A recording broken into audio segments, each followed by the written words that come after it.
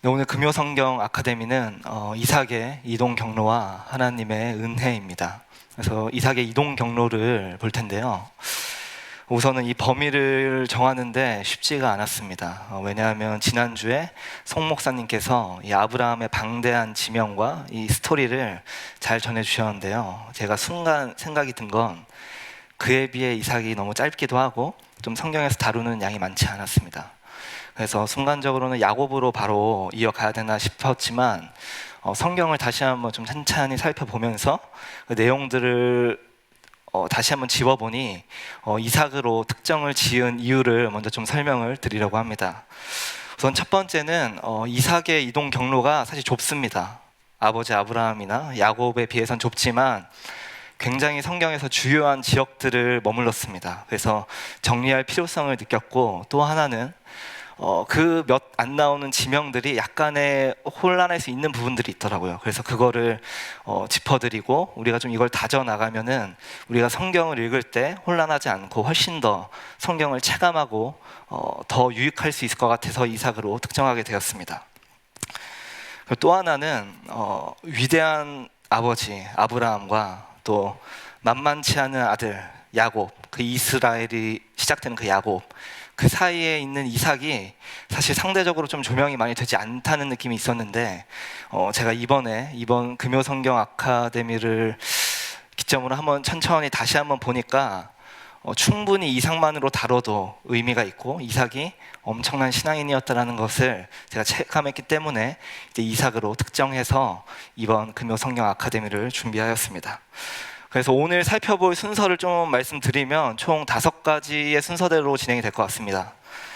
첫 번째는 우선 이 이삭이 성경에서 얼마나 분량을 차지하고 있는지 그 분량과 그리고 이동 경로와 그 지역의 특성에 대해서 개괄적으로 설명을 드리고, 그 다음엔 그 지역마다의 특성, 그리고 네 번째는 그 경로와 함께 성경 구절을 같이 살펴보도록 하겠습니다. 그리고 마지막으로는 이삭의 이동 경로에서 오늘 제목과 같이 하나님의 은혜가 어떤 은혜가 있었는지를 살펴보면서 총 5가지의 순서를 통해서 진행을 해보려고 합니다. 그럼 이제 시작하도록 하겠습니다. 첫 번째는 말씀드린 것처럼 성경에서의 분량입니다. 본 것처럼 총 7장인데 사실 27장 뒤로도 이삭의 이야기가 더 나옵니다. 하지만 그때는 이삭이 나오지만 사실 성경의 조명은 야곱을 향해 가고 있습니다. 물론 여기 나와 있는 21장에서 이삭의 출생도 이삭만을 다루고 있지는 않죠. 거의 아브라함을 초점으로 잡고 있고, 22장 이삭을 번제로 드리는 그 모리아 산에서의 장면도 사실 아브라함의 믿음으로 더 강조가 되어 있는 것 같습니다. 그래서 실질적으로 이삭만을 조명하는 성경의 분량은 3장입니다. 24장, 25장, 26장인데요. 제가 이걸 먼저 연구를 하고 준비를 하는데 깊게 묵상을 하고 기도하면서 준비하니까 3장이 그냥 3장이 아니더라고요. 이 안에 이삭의 전생애가 들어있고 그 이삭의 믿음과 그의 순종, 고난, 인내가 다 담겨 있는 걸 발견해서 이삭으로도 충분히 나눠도 가능하겠다라는 생각이 들었습니다.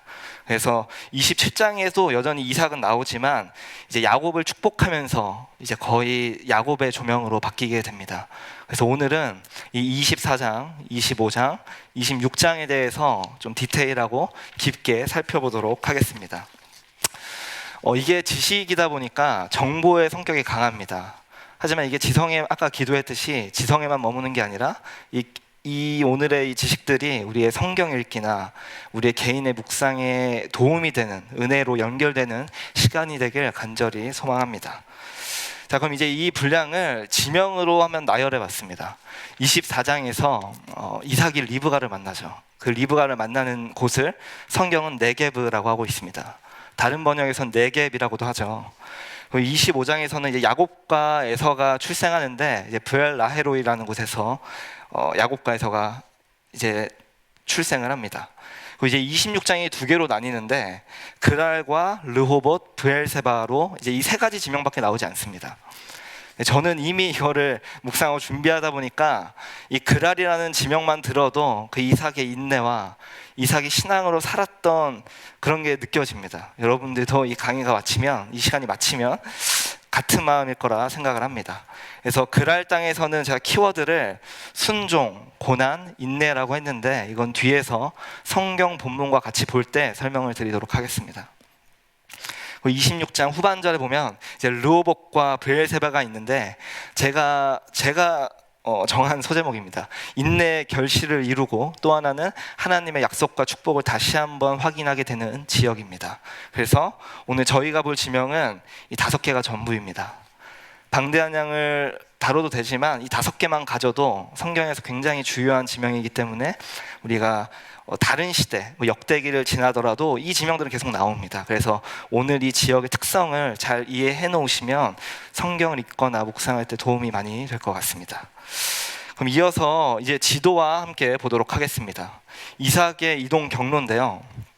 24장에서는 정확히 네게브라고 말하고 있습니다. 그 네게브는 어디냐면 이쪽으로 나와 있습니다. 이스라엘에서 최남단 쪽이죠.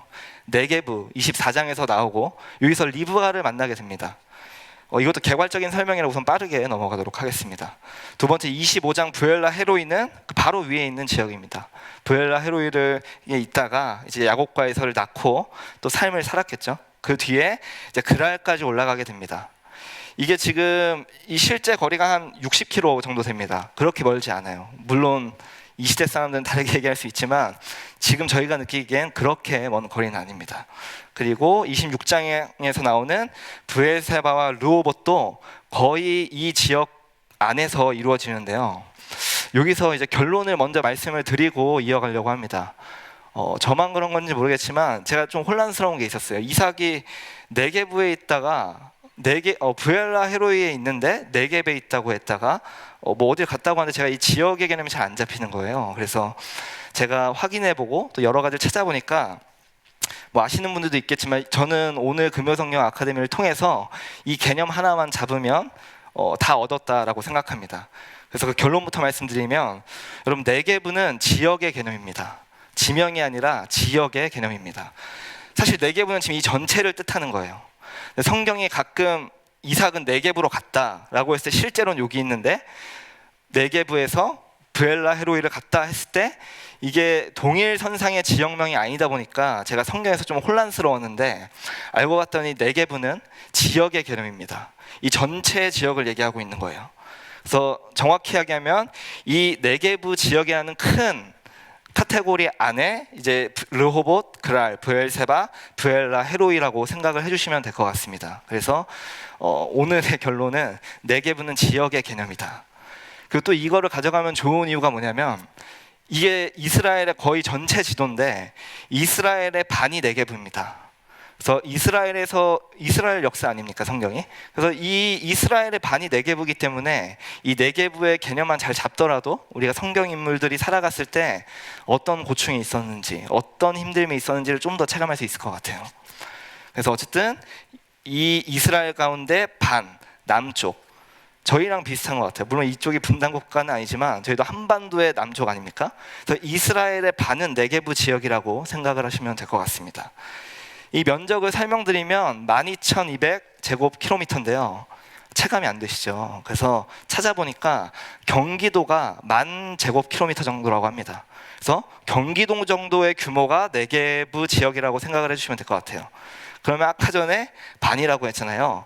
그러면은 이스라엘은 경기도 2개 붙인 정도의 사이즈라고 생각을 하시면 체감이 될 것 같습니다. 그래서 다시 한번 정리해드리면 네겝은 지역의 개념이고 나머지 르호봇, 그랄, 브엘세바, 브엘라헤로 있는 지명의 개념이다를 잡는 것이 오늘 저의 목표입니다. 그래서 이 네겝에 대해서 오늘 특성을 좀 살펴보도록 하겠습니다. 네겝의 특징인데요. 이 사진에 보듯이 그냥 딱 드는 느낌은 황무지, 사막 같은 이미지가 많죠. 그래서 먼저 이름부터 뜻을 말씀드리면 건조한 땅, 남쪽 지방이라는 뜻입니다. 네겝. 그래서 이스라엘의 네겝이라는 것은 남쪽 지대, 이스라엘의 남쪽 지대라는 것이고 성경에서는 남방이라고 표현이 많이 되어 있습니다. 남방지대라고 표현이 많이 되어 있습니다. 그래서 저기 2번 상에 써 있는 것처럼 거의 반사막 가까운 사진에서 느껴지시죠? 저희가 볼 땐 사막이지만 여기에 풀 같은 게 조금씩 보이는 거 보니까 반사막이라고 지칭을 하고 있습니다. 왜냐하면 이 네게부 지방에서도 북부 쪽, 그 아까 전에 얘기한 이스라엘의 반은 네게부라고 말씀을 드렸잖아요. 그 네게부에서 남북을 나눴을 때 북쪽은 연 강수량이 200mm 정도라고 합니다. 많지 않죠. 그렇기 때문에 소규모의 재배만 가능하고, 네게부 쪽에서도 아예 남쪽은 연 강수량이 재배를 할 수 없을 정도의 강수량이기 때문에 쉽게 이야기하면 척박한 땅입니다. 살기 쉽지 않은 땅인 거예요. 이 고대 근동 당시에. 지금 우리의 현대랑 비교하면 안 되죠. 이 당시에는 물이 생명이기 때문에 척박한 땅입니다. 네 번째 특징도 중요한데, 이 네게부 지역은 고온 황토로 덮여 있습니다. 또 돌밭이기 때문에 재배할 수가 없는 거예요. 쉽지 않은 상황이죠. 고온 황토면은 우리는 이제 우리나라에서 황토다라고 하면 이미지가 좋습니다. 좋은 흙, 양질의 토양. 여러분, 이 황토로만 가득한 건 또 얘기가 다른 거예요. 왜냐하면 입자가 너무 촘촘하다 보니까 비가 오면 땅에 물이 스며들지 못합니다. 그래서 스며들지 못하는 것 때문에 비가 내리는 속도가 습수가 되지 않다 보니까 작은 비가 내려도 범람하는 게 일수라고 합니다. 그래서 우리나라의 황토의 그런 이미지가 아니라 황토로 뒤덮여 있기 때문에 힘든 거예요. 땅은 땅대로 물을 흡수하지 못하고 또 물이 범람하니까 위험하겠죠. 그래서 그런 특성 중에 하나가 이 네게부의 건기때 진 리버라는 것이 있습니다.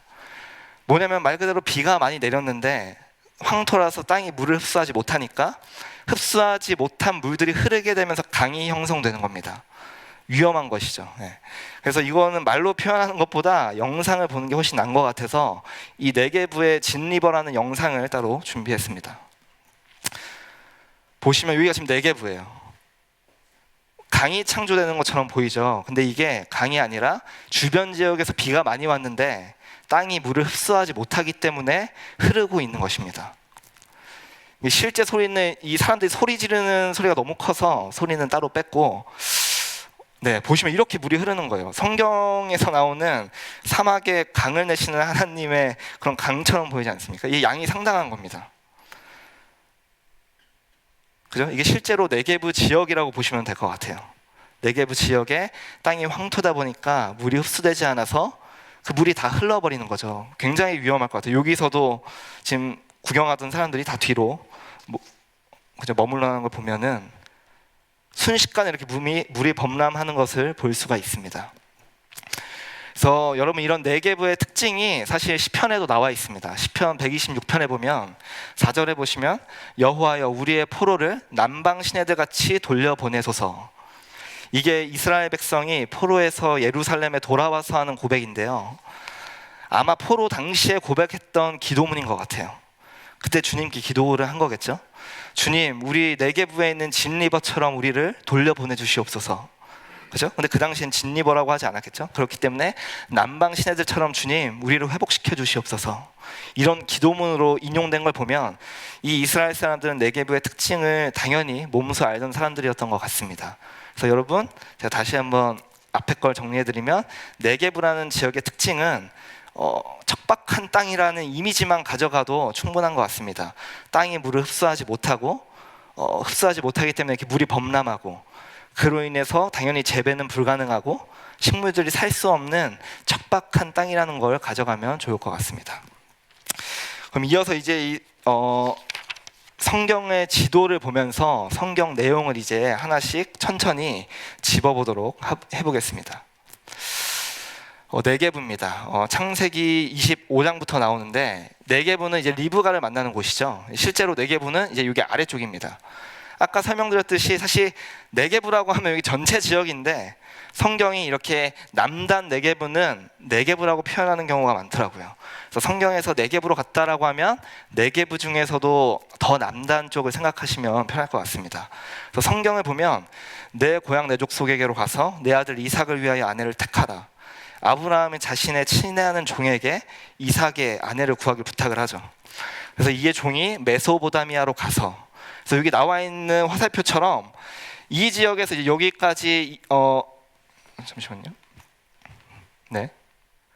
이 지역까지 이제 리브가를 찾으러 가는 거죠. 근데 메소포타미아 지역을 정확히 설명드리면 여기가 아니라 지도를 이어서 이 전부가 메소포타미아 지방이라고 생각하면 될 것 같습니다.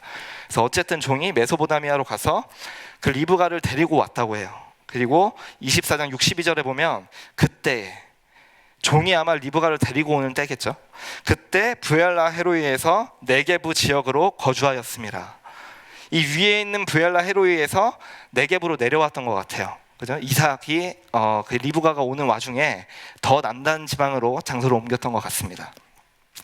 그래서 그 다음으로 보시면 이제 브엘라 헤로이로 이동을 하죠. 성경에 보면 창세기 25장 11절에 아브라함이 죽은 후에 하나님이 그의 아들 이삭에게 복을 주셨고 이삭은 브엘라 헤로이 근처에 거주하였더라. 방금 전에는 여기 남단에 있다가 이제 위로 올라온 것입니다. 올라와서 여기서 보면은 이제 리브가가 임신을 하게 되죠. 그래서 아마 여기서 삶의 터전을 꾸렸던 것 같아요. 이제 그의 자녀들과 함께 지냈던 것이죠. 근데 이제 그랄로 이동하게 됩니다. 그 그랄로 이동하게 된 연유를 살펴보면 창세기 26장 1절에 보면 그 땅에 또 흉년이 들매 이삭이 그랄로 가서, 여러분 흉년이 들지 않아도 아까 전에 네게부의 특성을 보시면 흉년이 들지 않아도 척박한 땅이었습니다. 근데 흉년까지 드니까 얼마나 힘들었는지 체감이 되시지 않습니까? 왜냐하면 이삭은 아버지예요. 가문을 이끄는 자고 생존의 문제였어요. 그래서 이제 그랄까지 올라간 것 같습니다. 근데 26장 2절을 보면 우선은 브엘라 헤로이에서 그랄까지 올라온 상태입니다. 그래서 26장 2절을 보면 여호와께서 이삭에게 나타나 이르시되 애굽으로 내려가지 말고 내가 내게 지시하는 땅에 거주하라. 여러분 이 말씀을 보면서 유추할 수 있는 건 아마 이삭이 애굽으로 가려고 했던 것 같습니다.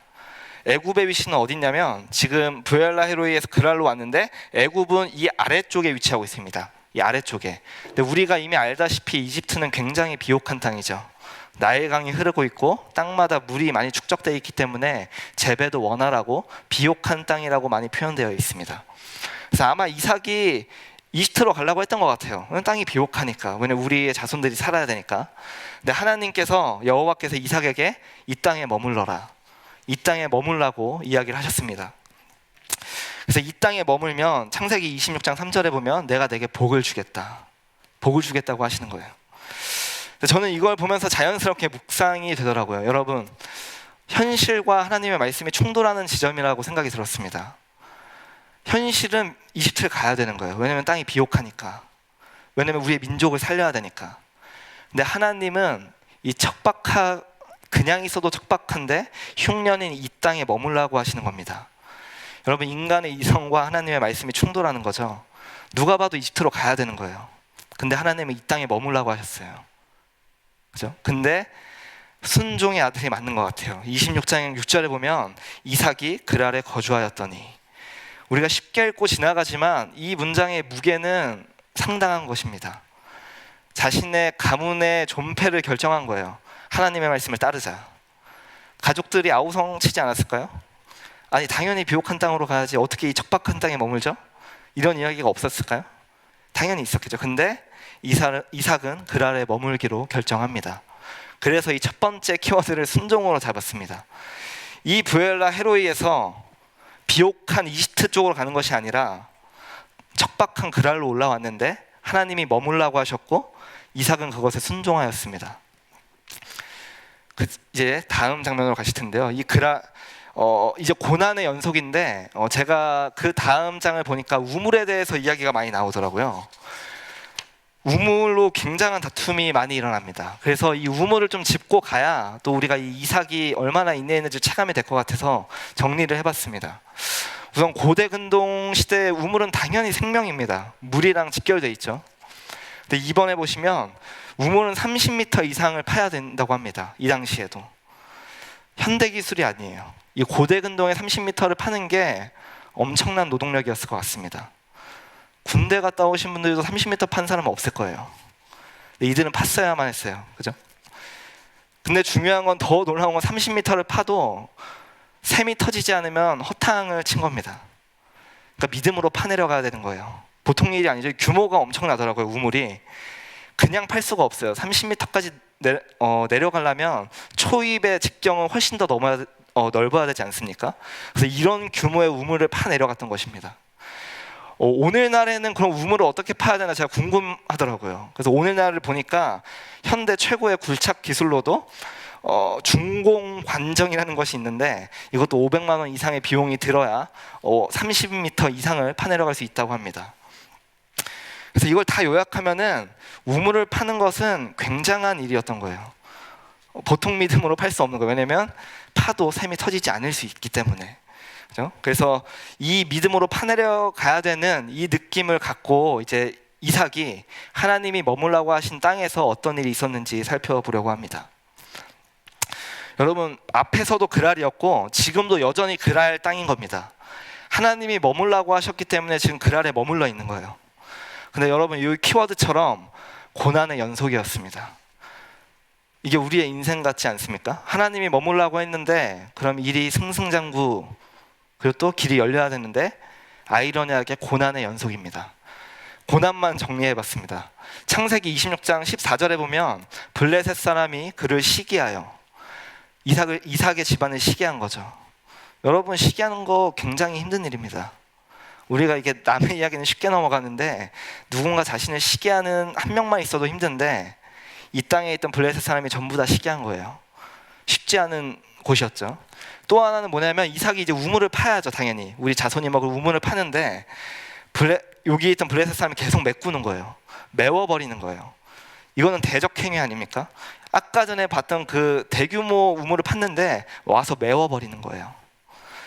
그 심지어 이 아비멜렉, 이 땅의 리더가 떠나라고 하고 있어요. 이방인인 것도 슬픈데 이 지역에서 떠나래요. 그러면 하나님이 머물라고 하신 땅인데 이삭이 순종해서 머무는데 고난이 계속 터지고 있습니다. 창세기 26장 6절에 보면 블레셋 사람이 또 우물을 메웠어요. 지금 똑같은 것을 제가 차용하는 게 아니라 진짜 횟수로 계속 메우고 있는 겁니다. 그 심지어 26장 20절에 보면 그랄 목자들이 이삭의 목자도 다투는 거예요. 분쟁이 끊이지 않는 겁니다. 그러면 이 정도면 하나님의 약속을 의심해 봐야 되는 상황 아닌가요? 내가 잘못 들었나? 내가 하나님의 약속을 잘못 들었나? 네, 여러분, 이삭이 하나님의 음성을 듣고 이 땅에 머물기로 순종했는데 이렇게 고난이 펼쳐지고 있습니다. 근데 저는 이제 이삭의 인내를 한번 이어서 보도록 하겠습니다. 여러분, 여전히 그랄 땅인 거예요. 아까 전에 야곱과 에서를 출산하고 흉년이 들어서 그랄로 왔고 여기서 이제 이집트로 가려는 마음이 있었는지 모르겠지만 하나님이 머물라고 하셔서 지금 계속 머물고 있는데 고난이 계속 찾아오는 겁니다. 근데 이제 이삭이 어떻게 이 상황을 돌파했는지 한번 보려고 합니다. 창세기 26장 18절에 우물들을 다시 팠으니 몇 글자죠? 몇 글자 안 돼요. 근데 이 행위는 엄청난 겁니다. 내가 팠던 우물을 블레셋이 메우고 다시 파기로 결정한 그 이삭의 마음은 우리가 이 짧은 글자로 헤아릴 수가 없는 거예요. 근데 어쨌든 이삭은 또 다시 파내려갔습니다. 그리고 아까 전에 기억하시죠? 아비멜렉이 떠나라고 하지 않았습니까? 그랬더니 이삭이 그걸 수용하고 골짜기로 가는 것 같습니다. 골짜기에 가서 장막을 쳤대요. 여러분, 이게 믿는 자들의 저력인 것 같아요. 무너지지 않습니다. 외부의 고난에 무너지지 않아요. 우물을 메우면 또 파내려가고 떠나라고 하면 골짜기일지라도 장막을 쳐버리는 이 믿는 자들의 저력이 느껴지는 말씀입니다. 26장 18절에 저는 이 부분에서 가장 좀 이삭을 제일 은혜를 받았는데요. 골짜기를 파서 샘의 근원을 얻었대요. 아무래도 좀 비옥한, 좀 그래도 좋은 땅에서 있었겠죠. 근데 아비멜렉이 떠나라고 하니까 골짜기를 갔는데 골짜기 가서 이불 뒤집어 쓰고 울고 있는 게 아니라 골짜기를 파버리기 시작합니다. 하나님을 믿는 거예요. 하나님이 여기 머물면 나에게 복을 주신다고 했지, 그 말씀 하나 붙들고 골짜기도 파 내려가는 겁니다. 근데 샘을 얻었어요. 저는 이걸 보면서 우리가 이삭에 대해서는 아브라함과 모리아 산에 있던 그 순종의 행위가 굉장히 많이 널리 알려져 있지 않습니까? 개인적으로는 저는 이 그랄 땅에서의 이삭이 훨씬 더 은혜였습니다. 그래서 이 이삭의 끝없는 인내, 하나님의 약속과 이 현실이 충돌하는 상황에서 포기하지 않고 계속 인내하면서 하나님을 믿고 돌파해가는 모습을 보면서 모리아 산에서 그 아버지와의 순종보다 이 이삭이 그랄 땅에서, 이 척박한 그랄 땅에서 인내했던 모습이 훨씬 더 은혜였습니다. 그러면서 떠오른 구절이 아니죠. 한 위대한 전도자가 이야기했죠. 주를 위해서 죽는 것보다 주를 위해서 사는 것이 훨씬 더 힘듭니다. 저는 이 이삭의 삶을 보는데 그게 떠올랐어요. 차라리 모리아 산에서 순교했으면 끝나는 문제인데, 물론 순교를 가볍게 얘기하는 것이 아닙니다. 어쩌면 그게 더 쉬운 걸 수 있는 거예요. 오히려 이 척박한 땅에서 하나님 약속 하나만 붙들고 주를 위해 사는 것이 훨씬 더 고된 일인 것입니다. 근데 이삭은 이걸 뚫고 나갔어요. 여러분, 이 아래 보면은 우물을 또 팠다고 합니다. 기적적으로 골짜기를 파내려가서 샘을 얻었는데 또 매움을 당한 거예요. 근데 이삭의 저력이 정말 느껴집니다. 또 파는 거예요. 하나님을 믿는 자들은 정말 이렇게 저항할 수가 없는 거예요. 누구도. 또 파내려가기 시작합니다. 자신의 우물을. 근데 여러분, 더 은혜인 것은 다음 화면을 볼 텐데, 지금까지 이제 그랄에 머물러 있었습니다. 그랄에 머물러 있었고, 여기는 정말 순종, 고난, 인내가 다 있던 땅이었어요. 그 다음 화면은 이제 르호봇인데, 이제 그랄에서 르호봇으로 옮겨가게 됩니다. 창세기 26장 21절에 보면 또 다른 우물을 팠더니 또 다투는 거예요. 저 지금 중복해서 말씀드리는 거 하나도 없습니다. 제가 말씀드리는 횟수만큼 고난이 있었던 거예요. 또 다투기 때문에 22절에 보면 이삭이 거기서 옮겨서 다른 우물을 팠어요. 그랄에서 여기까지 온 겁니다. 하나님이 약속했기 때문에 이 네게브 지역에 거주하면서 르호봇 쪽으로 가서 우물을 파내려 간 거예요. 근데 중요한 건 이제 다투지 않는 상황까지 온 겁니다. 여러분, 지금 그랄에서 르호봇까지는 한 70km 정도밖에 되지 않습니다. 여기서의 은혜를, 하나님의 은혜를 나누면 그랄에서의 그 끝없는 고난, 아무리 우물을 파내려가도 계속 메우고, 가만히 있어도 힘든데 떠나라고 하고, 가만히 있어도 힘든데 분쟁이 계속 발생하고. 근데 여러분, 이삭이 또 힘을 내서 르호봇으로 옮겨서 우물을 팠더니 다툼이 그쳤다고 합니다. 여기서 우리에게 주시는 하나님의 메시지는 영원한 고난이 없다는 것입니다. 고난은 영원한 건 없어요. 그래서 우리 인생에 다 르호봇의 지점이 있다라고 저는 생각을 합니다. 그래서 이 이삭의 이야기를 보면서 지금 그랄 땅에 계시는 분들도 있겠죠. 또 누군가는 르호봇에 이르신 분들도 있겠죠. 하지만 우리가 이 이삭의 메시지를 통해서 하나님의 은혜를 캐치해야 되는 것은, 혹시라도 그랄 땅, 끝없는 고난의 땅에 있으신 분들이라면 이삭의 이야기를 통해서 포기하지 않길 간절히 권하고, 왜냐하면 영원하지 않습니다. 이삭도 르호봇에 다다랐을 때는 다툼이 그쳤다고 합니다. 그죠? 그래서 지역으로 정리를 해드리면, 이제 이 르호봇 지역에 오면서 이삭이 다툼이 그치고 누군가가 우물을 메우는 일은 멈춘 것입니다. 그리고 이어서 이제 브엘세바, 이 중간 지역입니다. 그랄에서 고난이 계속 연속이었고, 여기 르호봇까지 와서 다툼이 그쳤습니다. 그리고 어떤 연유에선지 브엘세바로 이동을 하게 됩니다. 26장 24절에 보면 이삭이 거기서부터 브엘세바로 올라갔더니, 중요한 건 창세기 26장 22절에 하나님이 찾아오신 거예요. 그 밤에 여호와께서 이삭에게 나타나 이르시되, 나는 내 아버지 아브라함의 하나님이니 두려워하지 말라. 내가 내 종 아브라함을 위하여 내가 너와 함께 있어 내게 복을 주어 내 자손이 번성하게 하리라 하신지라. 아멘. 여러분, 이 그랄 땅에서는 하나님이 어디 계셨죠? 왜 다툼이 다 그치고 브엘세바에 오니까 어디 계셨죠? 이런 질문이 혹시 있으신 성도님들이 계신가요?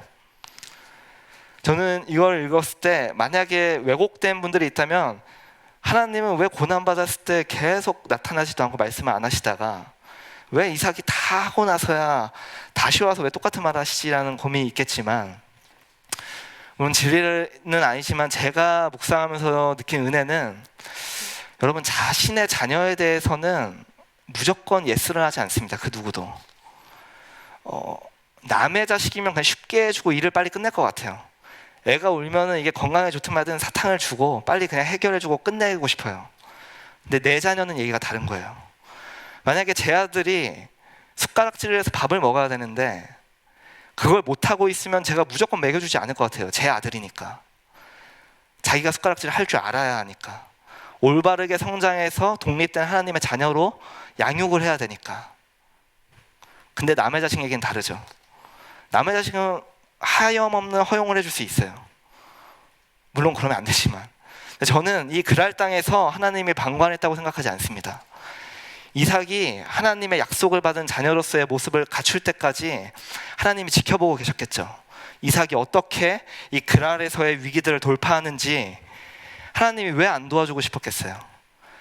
근데 자신의 친자녀이기 때문에 그 돌파하면서 올바른 하나님을 알아가고 그것들을 필요성이 있었다라고 저는 생각이 들었습니다. 그렇기 때문에 잘 자란 이삭에게 브엘세바에 나와서 다시 이야기를 하시는 거죠. 한마디로 이삭아 고생했다. 내 약속을 잘 붙들고 그 땅에서 잘 버텼다. 이런 위로를 해주셨던 것 같아요. 그래서 이 브엘세바도 정말 은혜의 장소입니다. 이삭이 정말 그랄 땅에서 하나님의 약속만 붙잡고 지내는데도 고난이 찾아왔을 때 마음이 흔들리지 않았을까요? 내가 약속을 잘 붙들었나? 때로는 더 심하게 가면 정말 하나님이 계시나? 의지할 건 말씀밖에 없어요. 근데 그 말씀만 붙들고 르호봇을 거쳐서 브엘세바까지 이르니 자신이 하나님의 말씀만 붙들었던 게 맞았음이 확증되었던 자리입니다. 그죠? 하나님께서 브엘세바에 이삭을 만나러 직접 오셨습니다. 그래서 지금 지명이 지금 많이 나누진 않았습니다. 그래서 이거를 한번 지명의 지역 개념으로만 한 번 더 정리를 해드리면 24장의 네게부는 정확히 얘기하면 남방 아래쪽 네게부입니다. 그죠? 네게부고 25장의 브엘라헤로이는 그 바로 위에 야곱과 에서를 출생한 그 위치입니다. 그리고 이어서 이삭의 제 개인적으로는 순종의 꽃이 피었던 지역은 바로 이 그랄 한 60, 70km 정도 되는 이 위치이고, 마지막으로 르호봇과 브엘세바는 각각의 위치했다고 설명을 드렸습니다. 그리고 제가 시작할 때 결론을 말씀드렸던 것처럼 한 가지만을 얻어도 다 얻었다라고 생각하는 것은 이 네게부 지역은 지역의 개념이라는 것입니다. 네게부는 지역의 개념인 거예요. 그 지역도 얼마나 큰 지역이냐면 이스라엘의 반에 해당하는 지역입니다. 네게부가 어떤 지역이지라고 이미지네이션을 하시면 아까 전에 봤던 그 영상을 떠올리시면 될 것 같아요. 척박하고 황토로만 뒤덮여 있고 비가 오면 땅이 물을 흡수하지 못하고 강이 돼버리는 그 네게부를 연상하시면 성경을 읽으실 때 훨씬 더 그 넓이와 깊이가 깊어질 거라 생각이 듭니다. 그래서 이동 경로는 이 정도로 정리하고 다섯 번째 이제 하나님의 은혜를 제 나름대로 좀 정리를 해봤는데요. 첫 번째는 하나님이 머물러 하신 네게부 땅이란 것입니다. 여러분, 제가 설교할 때 많이 이야기하는데요, 이게 이삭의 이야기로 머물러 있으면 큰 의미가 없는 거예요. 이 이삭의 이야기가 내 이야기가 돼야 됩니다. 내 삶으로 끌고 들어와야 되는 거예요. 여러분, 우리의 네게부도 있지 않습니까? 우리가 원해서 지금 이 삶을 사는 게 아니잖아요. 그죠? 하나님이 어쩌면 이삭에게 그 척박한 땅에서 머물라고 하신 것처럼 우리 각자의 네게부가 있을 거라 생각을 합니다. 근데 여러분, 두려워하지 마십시오. 이삭도 가문의 존폐가 걸린 그 문제를 하나님의 말씀을 붙잡았습니다. 만약에 하나님의 말씀을 붙잡지 않으면 이집트로 가야죠. 현실적인 대안이 더 좋은 비옥한 땅으로 가야죠. 근데 이삭은 하나님의 말씀을 붙잡았습니다. 그렇기 때문에 척박한 땅임을 알매도 불구하고 머물렀습니다. 또 하나의 은혜는 저는 이렇게 표현해 봤는데요, 우물의 믿음과 샘의 은혜입니다. 여러분, 아까 우물을 같이 살펴봤는데요, 우물을 판다고 물이 나오는 게 아닙니다. 우물을 판다고 물이 나오는 게 아니에요. 근데 그 우물을 파는 일이 보통 일이 아니라고 말씀을 드렸죠. 그래서 저는 이게 우리의 믿음과 하나님의 은혜가 좀 결부되는 상징적으로 봤어요. 우리는 샘이 안 나올지라도 우물을 파 내려가야 되는 것입니다. 샘이 안 나올지라도 우리 각자의 우물을 파야 되는 거예요. 하나님이 약속하셨기 때문에. 20m까지 팠는데도 너무 힘든 거예요. 마음에 흔들리겠죠? 그만할까? 10m 더 판다고 나온다는 보장도 없고, 근데 믿음으로 파 내려가는 것입니다. 그 믿음으로 파 내려갈 때 하나님의 은혜의 샘이 터질 거라 생각이 듭니다. 또 하나는 르호봇에 이를 때까지, 아까 전에 이삭이 그랄 땅에서 정말 아이러니하죠. 하나님이 머물라고 해서 머물렀는데 고난의 연속인 것입니다. 근데 우리에게 위로를 주는 건 영원한 고난은 없습니다. 그 고난을 우리가 하나님의 말씀을 붙들고 돌파하다 보면 우리 각자의 르호봇에 도달할 거라 의심치 않습니다. 또 하나는 르호봇뿐만이 아니라 그 브엘세바까지 연결될 것입니다. 아까 전에 기억하시죠? 이 브엘세바에서 하나님이 찾아오셨습니다. 하나님은 침묵하신 게 아니라 누구보다 이삭을 옆에서 응원하셨을 거고 누구보다 가슴 아팠을 거예요. 우리 아들이 힘든데 편하겠어요? 근데 도와줄 수가 없는 거예요. 하나님을 믿는 자의 양태가 나올 때까지 훈련을 받아야 되니까. 그죠? 그래서 우리가 이 네 가지의 은혜, 이 이삭의 이동 경로가 초두에 얘기했던 것처럼 성경에는 단 3장으로 표현되어 있습니다. 근데 이 3장이 보통 무게가 아닌 거예요. 우리가 그냥 활자로만 후후후 읽어 넘어가니까 그냥 이해 영역에 머물고 있지만 이들의 삶은 감당할 수가 없는 겁니다. 그래서 제가 이삭을 특정 지어서 금요성경 아카데미를 준비한 이유는 이삭의 이동 경로로도 우리가 충분히 성경의 지식으로도 중요한 대목들이 많이 나오고 또 그의 삶이 정말 신앙인으로서 우리가 도전받고 본받아야 될 인물이었기 때문에 이삭으로 나누게 되었습니다. 이렇게 마무리했는데 제가 기도를 하고 오늘 금요성경 아카데미를 마치도록 하겠습니다. 하나님 감사합니다. 오늘 이삭의 이동 경로와 하나님의 은혜라는 주제로 나누었습니다. 하나님 바라옵건대 이 내용들이 지식으로만 머물지 않게 하시고 이 성경 지식들이 하나님의 은혜와 함께 돼서 우리의 삶의 역사로 나타나길 소망합니다. 이삭의 이야기로 끝나는 것이 아니라 우리의 인생으로 끌고 들어와서 우리의 인생의 내계부에서 우리 인생의 글 아래서 르호봇에 이를 때까지 하나님 우리가 이삭처럼 포기하지 않고 나아갈 수 있게 도와주시고 이 금요 성경 아카데미를 참여하는 모든 자마다 이 이삭의 은혜가 있기를 간절히 소망합니다. 하나님 감사합니다. 예수님의 이름으로 기도하옵나이다. 아멘.